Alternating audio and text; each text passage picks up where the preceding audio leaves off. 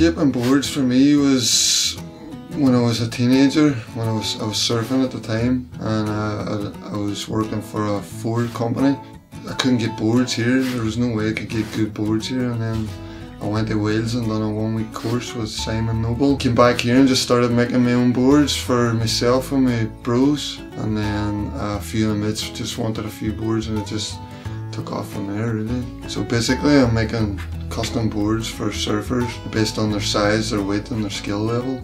I tend to make performance boards. I design everything up on CAD software for a KMS machine that Mark McGuire has down in Bundoran. So I take the files down to Mark with all my blanks. Mark puts it all on the computer and we spend a day cutting out the boards that I've designed specifically for each surfer and their needs.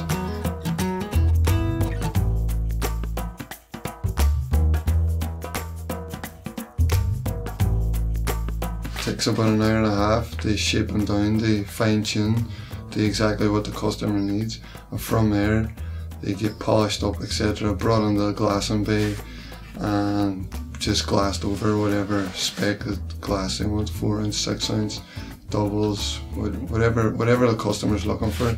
From the glassing bay, once it's glassed, and it's the board base hot coated, which is basically painting a layer of resin over the top of it to seal it.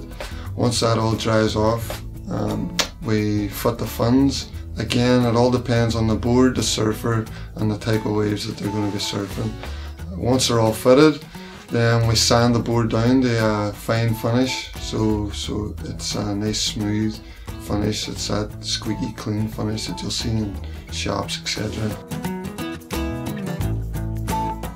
If you listen to a shaper studied surfboards for as long as they've been doing it, which means they kind of know what they're talking about. So for you to take that shaper's advice, doesn't matter what part of the world you're in, that shaper in that part of the world will be the person that you go to for your knowledge, because they know the waves, they know the surroundings, and they know their surfboards more importantly.